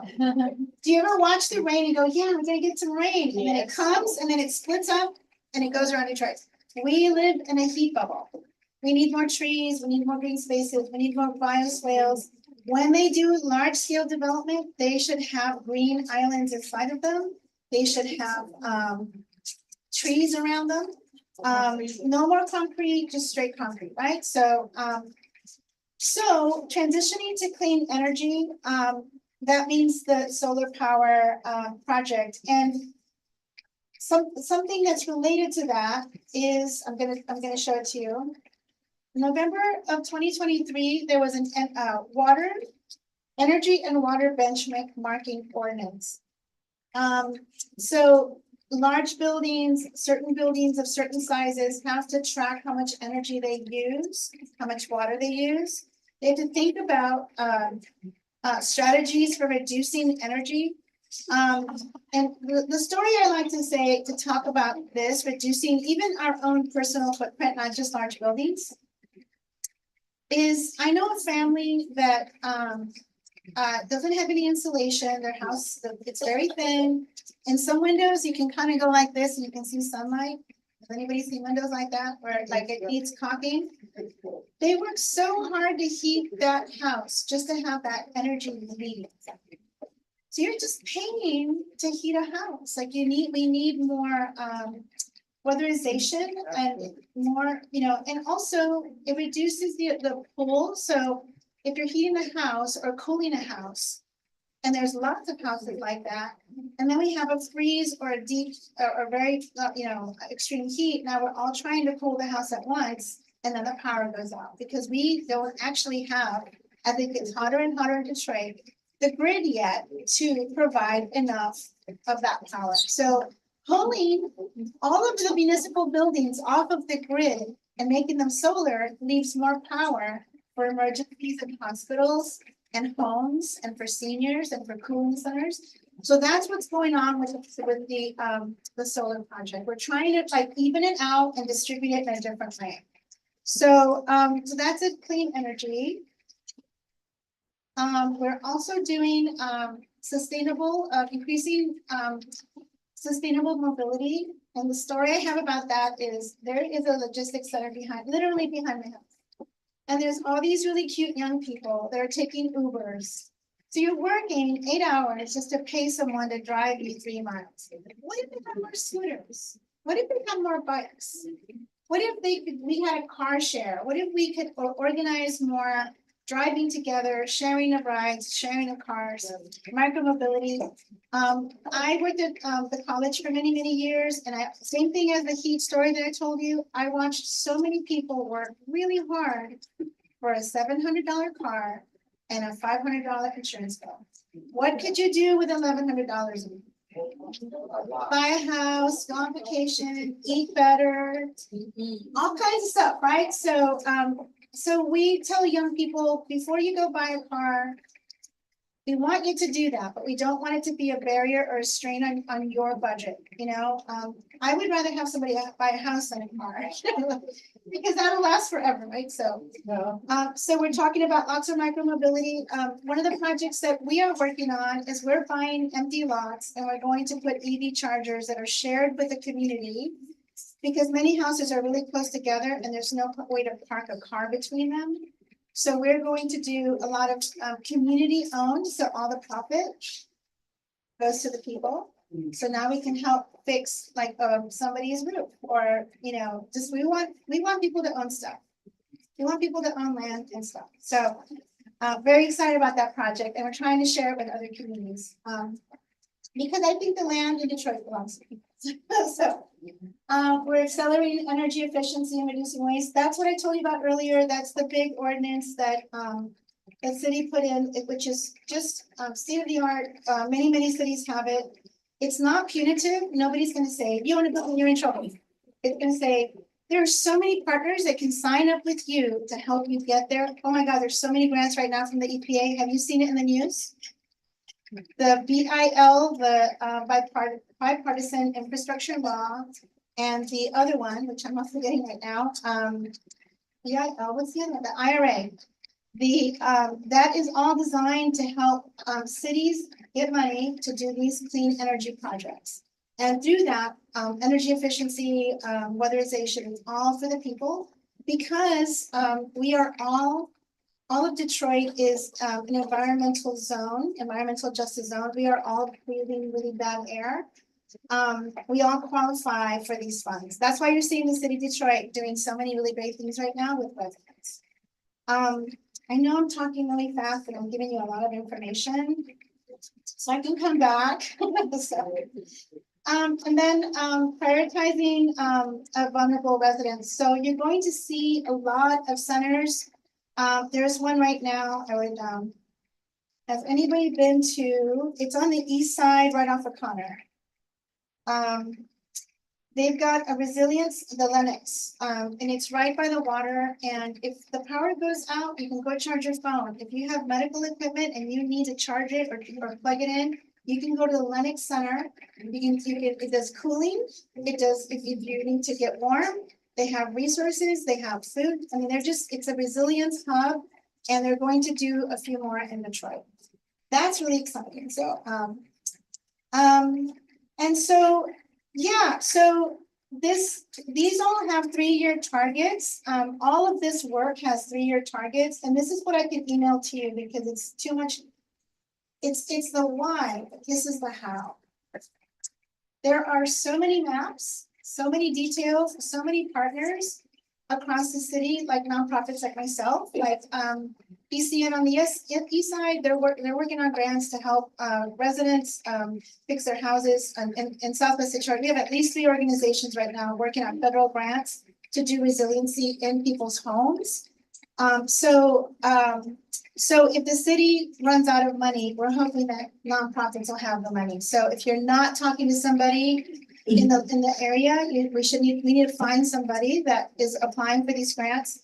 The other thing that SDEV does, Southwest Detroit Environmental Division, we've been writing federal grants since 2010. So we are coaching lots of people. So if you know somebody that says, I want to apply, talk to us. You know, some people are opting out because they look really hard. They're not. They take time, but they're not really hard. So I think that's a lot of what I have for you. I know I talked a lot and I gave you a lot of information, and I think this information, you got to get it like over time. So I would love to come back with more information, more details, or if you have any questions and I don't have the answer, I can go get the answer. Yes. 2 questions. First of all, your name and phone number again. My name is Raquel Garcia, and my phone number is 313-595-6492.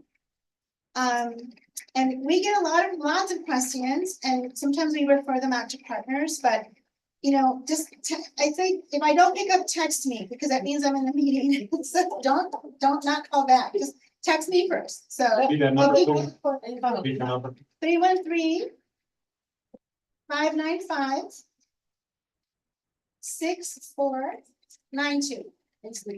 Raquel, RAQUEL. Yes. My other question was, when you were talking about grants on helping, you help like would you help like our veterans groups if we wanted to find a grant? If you're a 501, you can apply. Yeah. You would, and you would kind of help us and guide us. Absolutely. You know, and I'm really impressed with the port grants right now. They're demanding stakeholder engagement. And in those grants, they even say compensation for stakeholders. And it's because we've been like telling them that a lot of these big grants for a long time, people didn't need to talk to us. A big company could get it, lots of money, you know, and then they'd say, oh, they got a federal grant and we didn't know about it. And we believe that a lot of companies should be working with us. You know, we want young people to have jobs inside of their neighborhoods. Nobody should be getting in their car and driving 30 miles. So a lot of our asks are, what are you doing for the community? How are you sponsoring groups?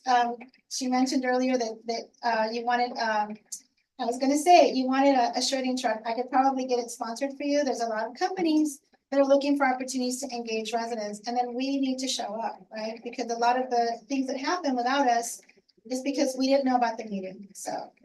And I've been really pleasantly surprised. We show up a lot and we're like navigating through, like, for example, the Greenway. And they're like, sure. And we've seen lots of changes and lots of, you know, so they're very amenable and very interested in what residents have to say. So any other questions? I feel like I've said a lot, I'm sorry. So send that to me. I'll be able to post this on Facebook and on YouTube, the PowerPoint presentation. Yes. So on our precinct YouTube channel. So when we get that, then President, she'll let everybody know. And it can be, if you want to do like a 20-minute zoning meeting or anything, we could just jump on a Zoom, record it, or, you know, come, you know, meet here or something. It's really important that we engage with the zoning updates and with the planning updates, so. Yeah, okay, lots of meetings, so, thank you very much. We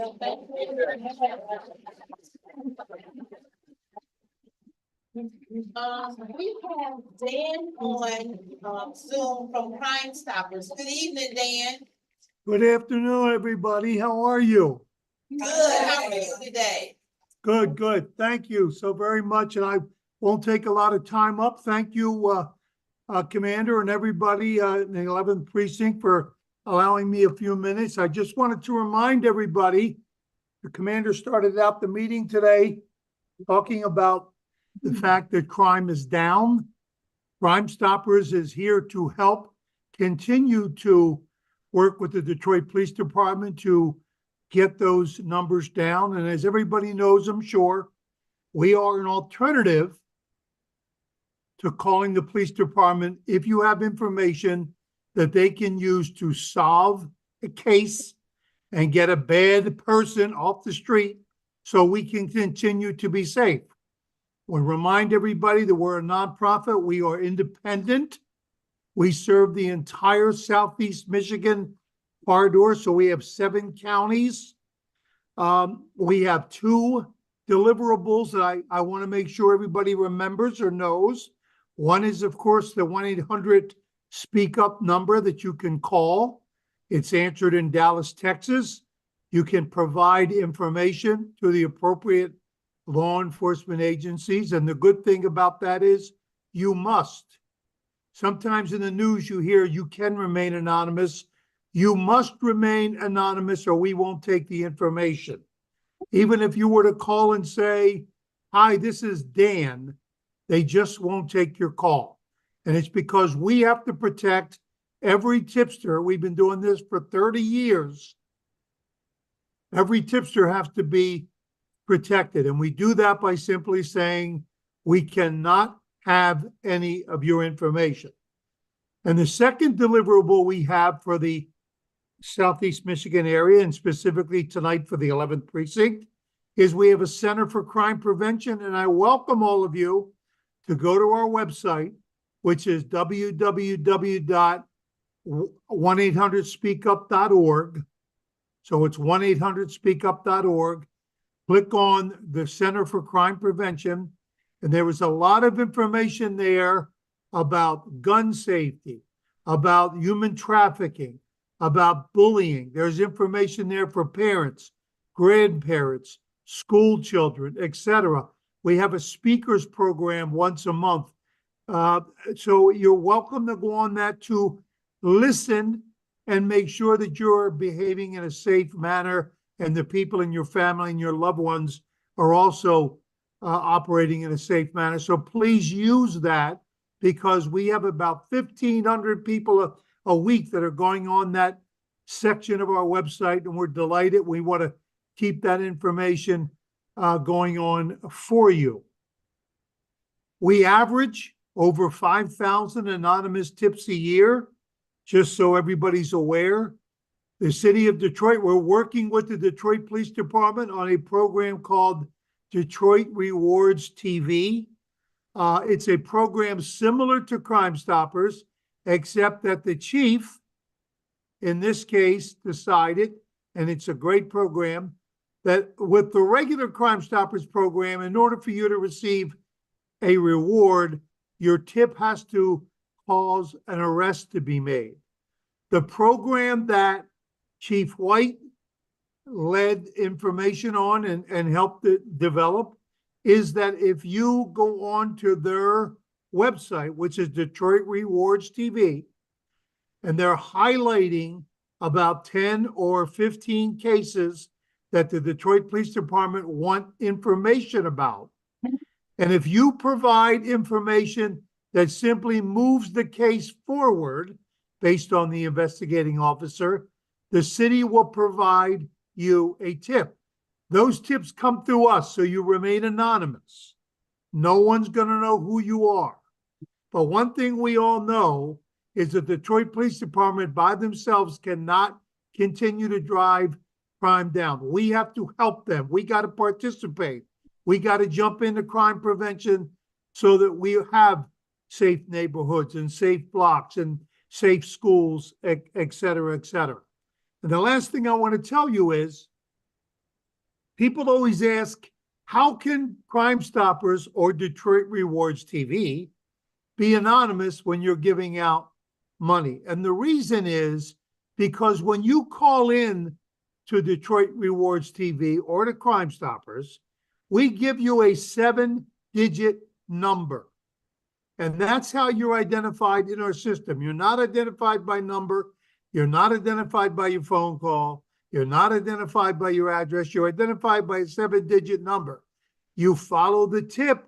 You have to call Crime Stoppers or Detroit Rewards TV, it's one and the same almost, to find out if your tip either caused an arrest or in the case of the Detroit Rewards TV program, that it moved the case forward. And then we have an initiative with a bank here in Detroit. It's no secret, it's Comerica Bank. You can walk into that bank. We set this up for you. And you ask for the bank manager and you give them your 7-digit number and they provide you with an envelope of cash. No one asked you who you are. No one asked you where you live. No one asks you anything. And I'm happy to tell you, as president of Crime Stoppers, and I'll leave you with this, over the last 6 years, we've taken in 42,000 anonymous tips, either through people texting through our website or calling, and the majority call. And not one of those tipsters has ever been identified. And that's our pledge to you, that if you want to participate in crime prevention, specifically with the Detroit Police Department, specifically in the area you live, which is the 11th Precinct, I guarantee you, if you pick up a phone and call, no one will know who you are, what you do, or anything else. But I knew this, if we want to continue to drive the crime rates down in the city of Detroit for all of us, then we have to participate in that process. So with that, if there's any questions, I'll take them. If not, I appreciate the time here this evening. Have any questions? We have any questions online? We have a question. Yes, ma'am. Several years ago, there was I guess a gang or whoever was stealing cars. And a person called the 1-800 to speak up. So when they actually arrested the person, they didn't arrest them on stealing the car. They came to arrest them on, I guess, some kind of other incident. I don't know, somebody got killed or whatever. But anyway, that particular person called in, but then the officer said it wasn't used for that. About the car stealing and everything, because they was like stealing cars, going to the alleys, all that stuff. And that person called in. But then they say that the officer said that they used another incident to catch, for them instead of paying that person that money. So if I'm having a little trouble hearing, but is it they didn't want to pay? It wouldn't have caught the person, I guess it's supposed to kill somebody or whatever. But they was in a gang of stealing vehicles, and they called the DPD and told them what they were doing, stealing the cars, and they caught them in the car. But yet still, the person that called the 1-800 speak up, they didn't get paid for that. They said they used it as if they was arresting the person for something else, and I don't think that was fair. Well, I'll tell you, it all comes down to when these arrests occur, we have to depend on the officer in charge of the case to tell us whether it caused an arrest for a specific situation. I'm not aware of that particular situation. I think if I heard that or our people told me that, probably we'd be a little flexible. I can't speak to that particular piece. They would have had that person if that person hadn't called in about the vehicles and constantly being stolen. Yeah, I agree. I mean, I understand what you're telling me. And while I don't know that specific situation, I will make sure if our people, when our people are calling those things and talking to the police department, if we have some flexibility there, we certainly will take it for sure. So thank you for pointing that out. I appreciate it. They sure didn't pay that person. They slipped. Okay, if you have any other questions? Anything online? All right, well, thank you so much, Dan. I appreciate you coming out tonight. Thank you, everybody. Have a safe evening. Thank you. Bye-bye now. Thank you. Bye-bye. Thank you. Bye-bye. Just to give you guys, and I know a lot of you guys may have this information already, but I like that Detroit alerts that 365, and it gives you alerts on weather, on boat, water advisory, Like when we have the flooding, the heavy rain, weather, it gives you a lot of good information. So if you text 9941, and in the body of the text, you want to put Detroit alerts with an F 365. And once you get it, I think it's just really good. Anything in the area going on, just information that you should know to kind of keep that on point. So I think that's something good. Yep, the number is gonna be 99411. And in the body of that text, you're gonna do Detroit alert with an F 365, the number 365. Okay. You guys good? I think it's really good for you guys to have, just to know what's going on around you, what's going on in the city. You just don't know when you're out traveling, you know, you might be on the west side, some people going on the east side on the way back home, just anything to kind of keep us aware of our surroundings and what we're getting ready to get into, okay? Yep, I have it on my phone, yeah, and it might wake you up through the night. Don't be surprised, 'cause I didn't even woke up and I thought the house was caving in, so. Just be mindful if you go on that, you know. Also, yes, ma'am. No, okay. No, I was just saying, that's good to have, because when I thought it floods, it was rain, it's really bad, it floods, and there's so much rain that the city can come out and unstop. Go to Detroit Improve app. I've been there, done that, just did it in our last rain. Go take a picture of it, then go to Detroit Improve app and do a new request. And let them know that that drain is plugged and someone needs to come out. They're gonna ask you to take a picture. And I took mine with all the water there. So you kind of want to make sure the water there, so they can see it and connect it there. They'll get it fixed. And that's the fastest way to go. Yeah. Anyway, I'm not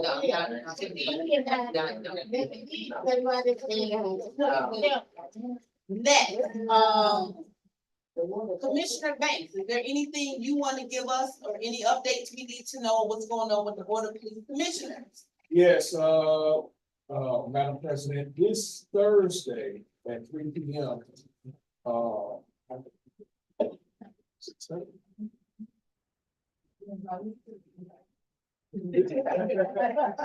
That's okay, White. We here with you. We got you. He's in every meeting with me. Yes, he all the is. commanders and lieutenants and captains, they know her very well. But this Thursday at 3 p.m. This Thursday at 3 p.m.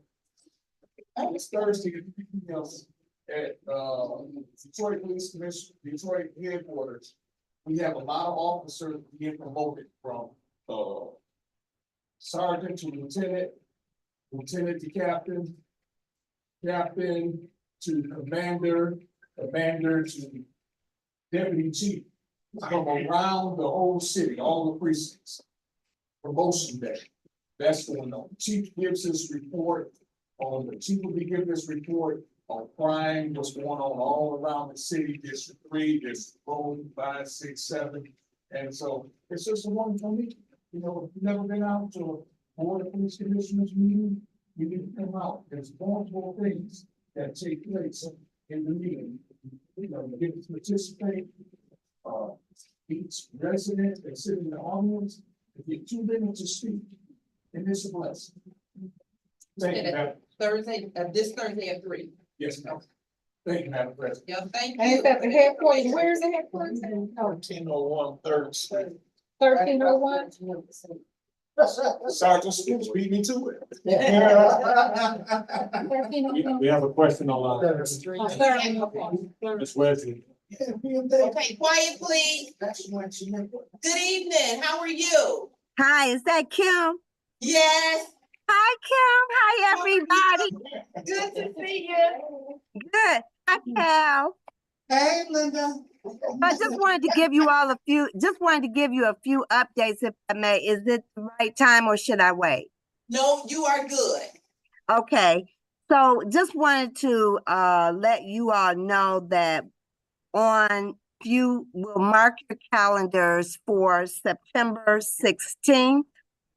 September 16th, Ombudsman Bruce Simpson has a special meeting, and it is with Priority Waste. So Matt Allen, the Priority Waste Director of Public Relations and Government Affairs, he is going to give an update on Priority Waste, the service update, expectations for future service will be communicated and shared, and community concerns and suggestions will be addressed through a Q&A session. So this meeting is for residents that reside in District 3, District 4, District 5, and District 6, because Priority Waste provides service for you. Again, that meeting will be Monday, September 16th from 6 p.m. until 7:30, and it will be at the Heilman Recreation Center at 19601 Crusade in Detroit. The other thing I just wanted to make mention is that we attended a meeting about a month and a half ago, where the Wayne County Register of Deeds, Mr. Youngblood, was there. And he did give a presentation about a new app that he came up with to try to protect your deed. It's easier for somebody to steal your property than to steal your credit. And that is happening through quitclaim deeds. And a lot of people are not finding out that your property is no longer in your name until it's really too late. So Mr. Youngblood did come up with Fraud Guard. If you go to the Wayne County Register of Deeds website and click on the mortgage and deed fraud, click on the down arrow, you will see where it says Fraud Guard. If you will read that and then scroll down and then put your email address in, the Wayne County Register of Deeds, it's a simple way to monitor your land records and to warn you of any potential fraud. It's free, but if you own a property in Wayne County, you need to do that so that you are protecting yourself, protecting your deed, so that you can be alerted if there's any potential fraud going on. You're simply aware of it. Okay. Can you So do please, multiple addresses, like I have multiple homes? Can I do it, or you can only just do one? so I am so sorry, I'm not able to answer that, but I do believe, I think you will, you can read that, the Fraud Guard, the information, it may answer that question for you. I don't know about that question. I just know it's important if you have a property or any properties in Wayne County, that he did come up with that Fraud Guard, and it is definitely worth you signing up for. Okay.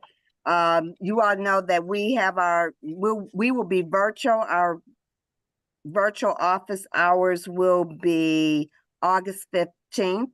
That will be from 1 o'clock to 3 o'clock. So if you need us, please feel free to Zoom in and join us. This is not a meeting. It is just our virtual office hours where we're still open. We still take walk-in, but it's just where we're online and able to assist you that way. And Kim, if anytime you would like to have Ombudsman Simpson come out to your meeting, just let me know. Our telephone number here at the Ombudsman office is 313-224-6000. Think most of you know what the Office of the Ombudsman is. We are an independent oversight agency over all City of Detroit departments. We do not report to the mayor or the city council. This is an appointed position. Mr. Bruce Simpson is our ombudsman, and it is appointed by Detroit City Council. And any further information can be provided in a meeting. We also have a lot of our information online, or you're welcome to come out and see us. We also have our satellite locations across the entire city, and we will be in District 3. We will be at Farwell Recreation Center on October 7th. But wherever we are, you're welcome to come. Okay, Linda, I have a couple of questions for you. Sure. You send out an email for the Monday, September 16th meeting, or like a flyer so that I can make sure that the community gets it. Yes, that flyer, I do have it. It has not gone out yet. Matter of fact, it's hot off the press. I just got it today. So you all are hearing it first, to get the information. But yes, I am going to be sending that information out again, September 16th at Heilman Rec Center. The meeting is with Priority Waste. So if you have any concerns, this is something that Mr. Simpson spoke with them early on, prior to them actually starting the service in June. Mr. Simpson and I did a tour of Priority Waste, and we did arrange for them after 90 days of service for them to do a meeting with the council districts, or one meeting that we will hold with District 3, 4, 5, and 6, so that the residents can voice any concerns that they have. Priority can voice any concerns and provide any updates that they have as well. Right. And then also for that fraud guard, do you have anything that I can email out to the community regarding that? How they can get in, what they need to do? So yes, I do. I do have it in a flyer. I do, and I have sent it out through our communication. But yes, I can definitely make sure that you get it, because we want to make sure everyone has the opportunity to receive it. The flyer does have a QR code. You can click on the QR code and it will take you directly to Fraud Guard. And all you have to do is scroll down and then just type in your email address and confirm your email address and just send it. And then that way, the Wayne County Register of Deeds, they will have your information. And then should anything happens, I do believe they have recovered about 300 so far. This is serious. And we want to make sure, we want to try to help get the word out. All of our residents, please protect your deed. We have gotten some calls from in the ombudsman office about this very thing. And it's not good. It's not good. And I do know that it has happened to a couple of seniors. So please, seniors, check your deed. You can also check your deed online. I think there's a small fee of about $10 to actually check it, I believe. Check just to make sure your name is on that deed. If you see anything other than that, please follow up and get some help as soon as possible. Then is there a number we can reach you at besides the number that you just provided? And can you put it in the chat? And can you put it in the chat, please? Yes. So the office telephone number, our office is open Monday through Friday from 8:30 to 4:30. Our office number is 313-224-6000. And my cell number is 313-985-5813. If you call me and I don't answer, I will definitely call you back. You will not be able to leave me a voicemail message, but if you need to text me, you can. Hi, Ruby. I see you. I see you. But yeah, you can text me or, call me. I do return my calls. If I see where you called, I will call you back. Sometimes I do get busy and sometimes things do fall through the cracks. I'm not perfect, but I do try to return every call that I receive. Thank you. We have a question. Yeah, we have a question for you. Do you have any examples of how they steal your deed? Yes, it's very easy through a quick claim deed. It's very easy. A quick claim deed is how they do it.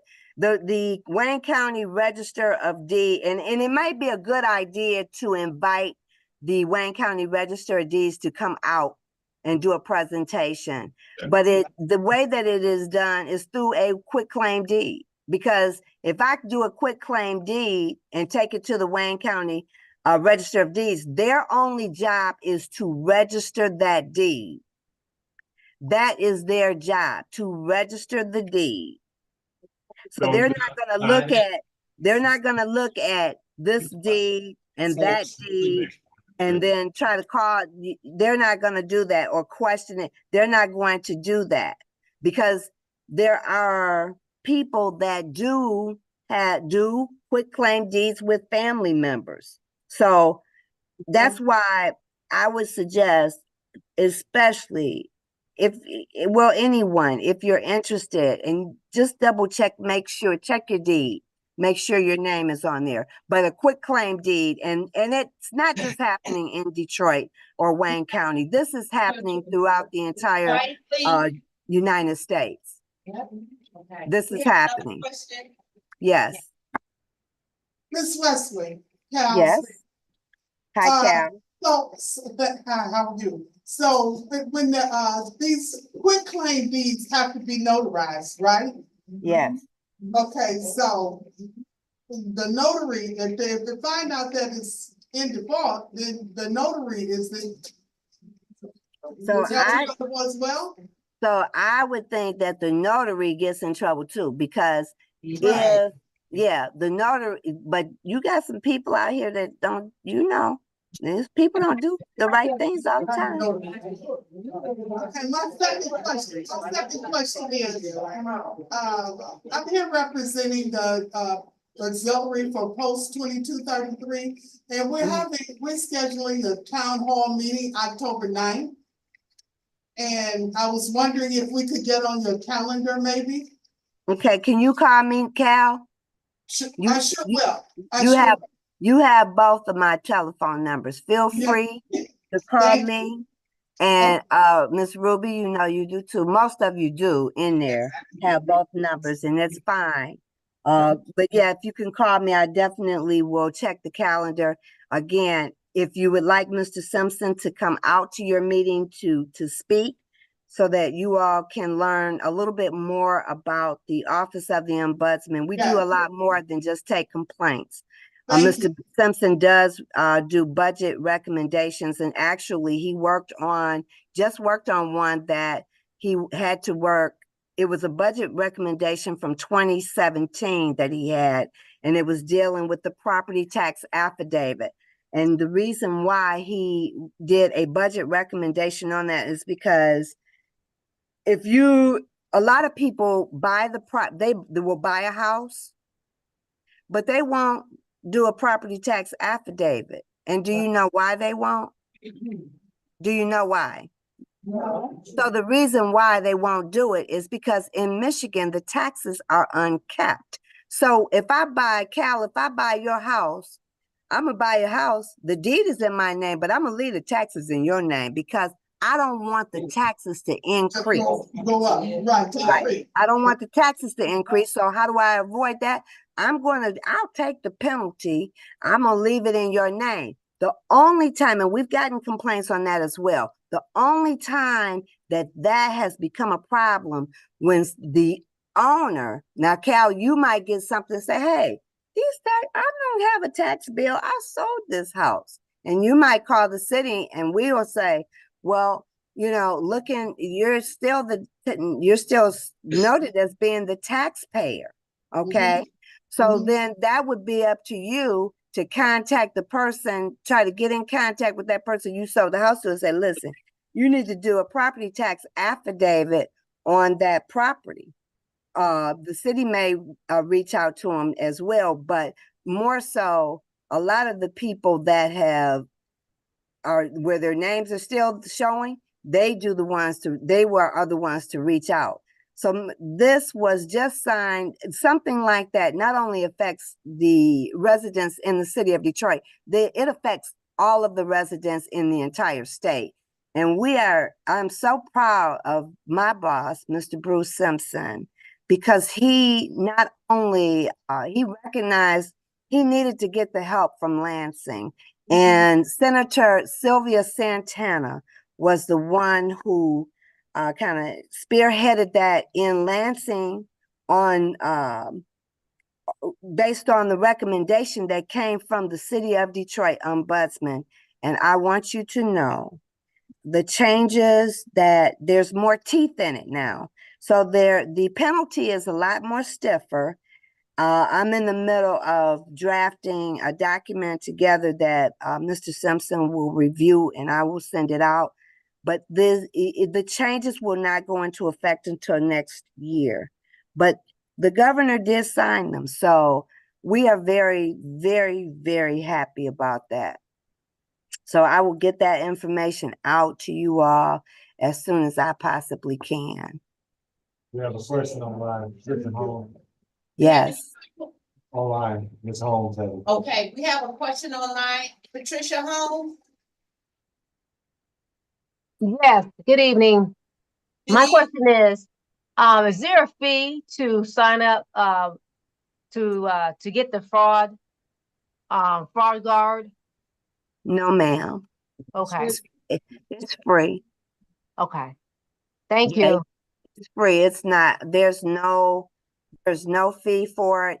Again, if you all go to the Wayne County Register of Deeds, Wayne County Register of Deeds, and then if you will click on mortgage and deed fraud, there will be a down arrow, and a down arrow, click on that, and then click on fraud guard, and you will be able to read all about it and sign up that way. We have another question too. Yeah. Sure. I have a question. My cousin moved into a place where all of the land was and they were sold to the China. They sold her the house. And she has to do somehow the girl that lives upstairs got her name. I don't know if she did quit time or what, but she's on the deed ground. We don't know how she got on the deeds. She had a good great time.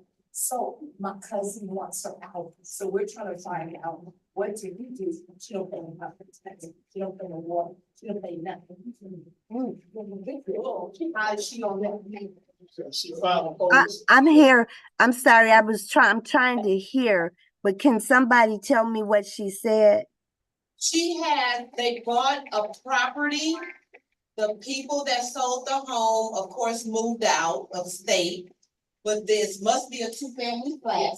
There's a young lady upstairs in the flat that's name is now on the deed. And they don't know how it got there. So now they want the young lady out. So it's police report and then go from there. How do you get her out? You need to get a real estate attorney, and it's going to have to go to court.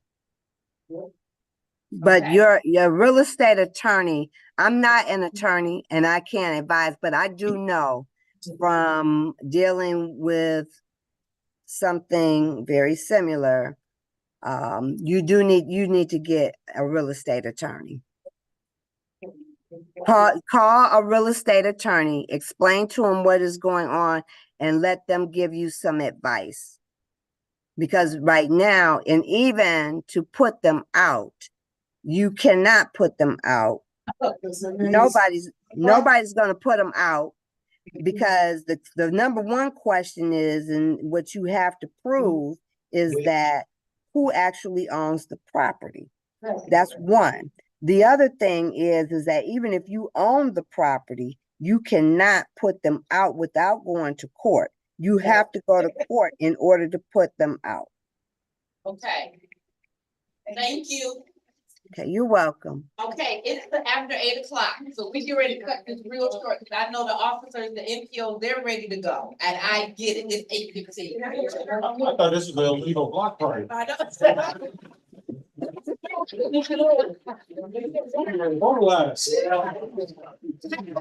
Linda, you are the best ever, and anything you send me, I will make sure the community gets it. And the more you send, the better it is for us. I appreciate you, and thank you for everything that you do for us. Thank you, thank you, thank you. You are so welcome.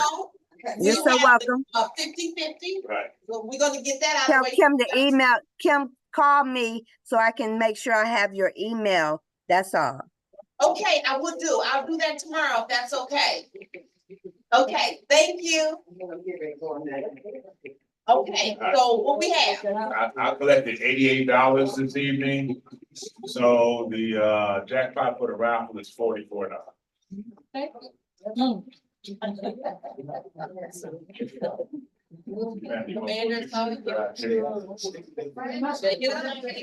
We also have some Tiger tickets. Okay. 847-4017. 40. They passed. 4017 is the last 3 digits. 4 minutes. Got it?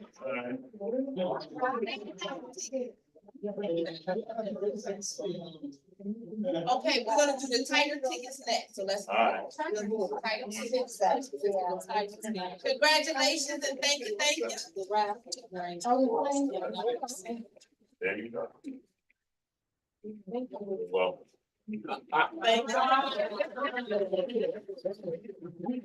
Okay, this is for Tiger tickets, 2 Tiger tickets on Wednesday, August 28th, 6:30 p.m. 4118 are the last 4. 4118. Right here.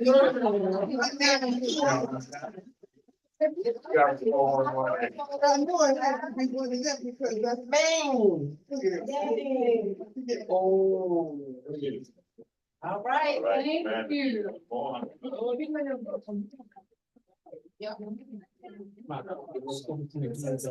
All right, this is for our Tiger tickets on Saturday, August 31st at 6:00 p.m.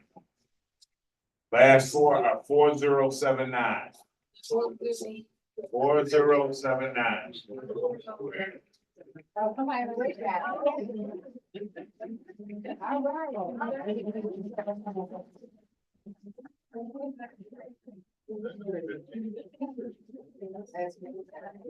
Anybody need a safety report? We got one more tonight.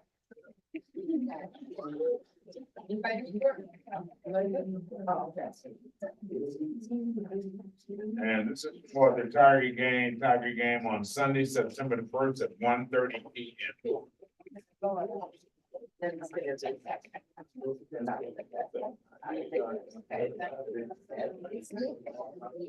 Okay, and this one is 4122. 4122. Oh, I like that. There you go.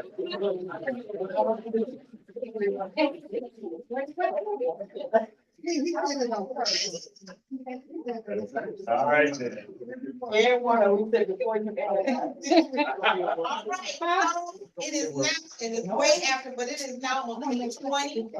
But at least I'm glad you guys got some good information, stuff to share with the community, stuff to share with your platform, information, and hopefully that helps you guys get through at least next month.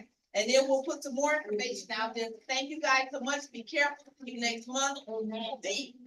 Just to remember, you guys just always go to the Detroit Police, the DPD 11th Precinct YouTube channel, and you can watch all these, meetings if you guys miss them, we're on Facebook.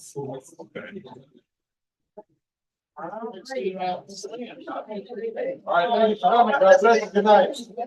Well.